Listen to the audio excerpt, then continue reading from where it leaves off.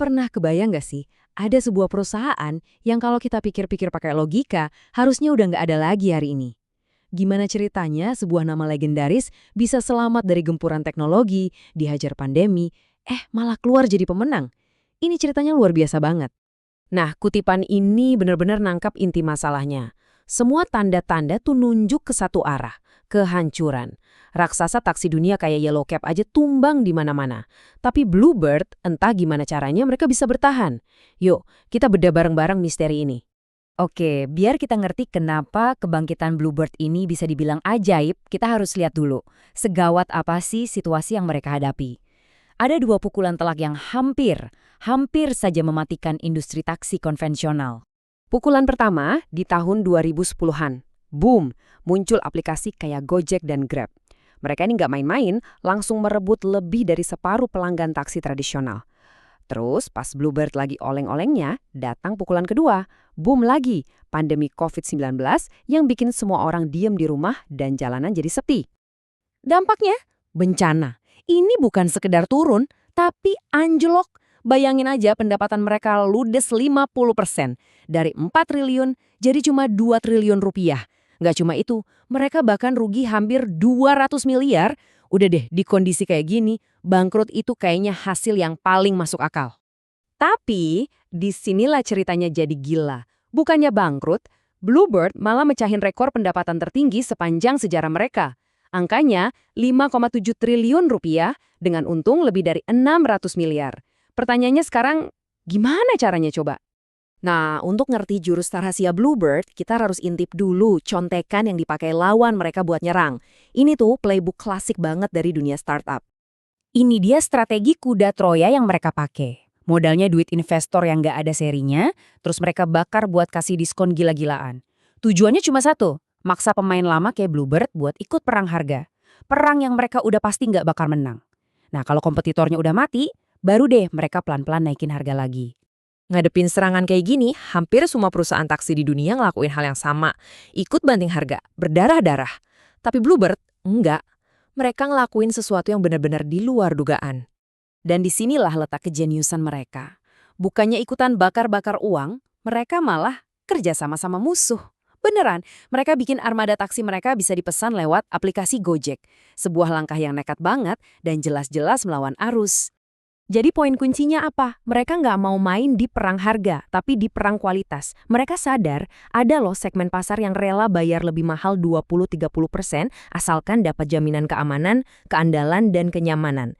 Dengan SOP yang super ketat dan obsesi pada kualitas, brand mereka malah makin kuat dan tingkat okupansi armada mereka balik lagi ke level sehat di 79-81%. Oke. Bertahan di bisnis taksi itu satu hal. Tapi sampai bisa mecahin rekor pendapatan. Nah, disinilah kita bakal bongkar rahasia terbesar mereka yang sesungguhnya. Yup, Anda nggak salah dengar. Identitas yang kita kenal selama puluhan tahun itu ternyata bukan lagi sumber kekuatan utama mereka. Bluebird diam-diam udah bertransformasi jadi sesuatu yang jauh lebih besar dan lebih kuat.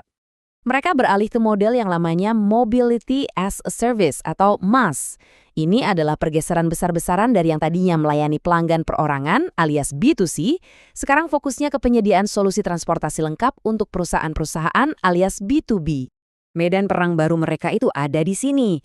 Ada Golden Bird buat sewa mobil para bos korporat, ada Big Bird buat pariwisata, ada Bluebird Kirim buat logistik, dan bahkan mereka jualan mobil bekas taksi mereka yang terawat.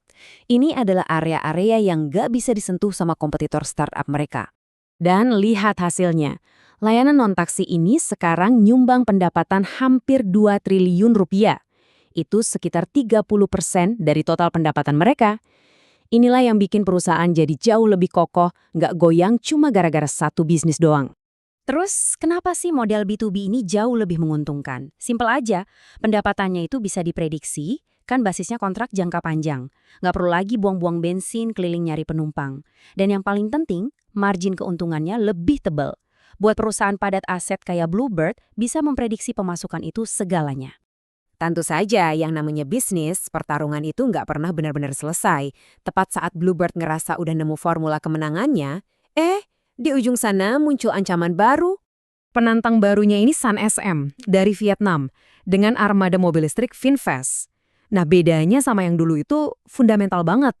Agenda tersembunyi Sun SM itu sebenarnya bukan cari untung dari bisnis taksi, tapi buat promosiin merek mobil induknya, yaitu VinFast. Artinya mereka rela bakar duit demi tujuan itu. Jadi dari kisah comeback Bluebird yang gokil ini, apa sih pelajaran yang bisa kita petik? Ada 3 pelajaran penting yang menurut saya bisa kita terapkan, gak cuma di bisnis tapi juga di kehidupan. Pelajaran pertama, harga itu jebakan. Jangan pernah, sekali-kali, ikut perang harga, kecuali kantong Anda emang gak ada dasarnya. Buat 99% bisnis, itu adalah jalan pintas menuju kehancuran. Fokus aja ke nilai dan kualitas. Punya 10 pelanggan yang menguntungkan, itu jauh lebih baik daripada punya 100 pelanggan yang malah bikin rugi. Ingat, pendapatan itu buat pamer. Tapi profit itu yang bikin kita tetap waras dan bisa tidur nyenyak. Profit itu oksigennya bisnis. Dan pelajaran terakhir, diversifikasi atau mati. Simple, jangan pernah taruh semua telur dalam satu keranjang.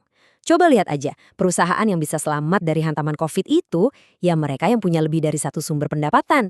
Diversifikasi itu kunci buat bertahan di dunia yang perubahannya makin gila. Semua strategi ini nunjukin satu hal. Bluebird itu nggak panik. Mereka nggak ikut-ikutan lari sprint. Mereka pilih main maraton. Nah, ini jadi ninggalin pertanyaan menarik ya.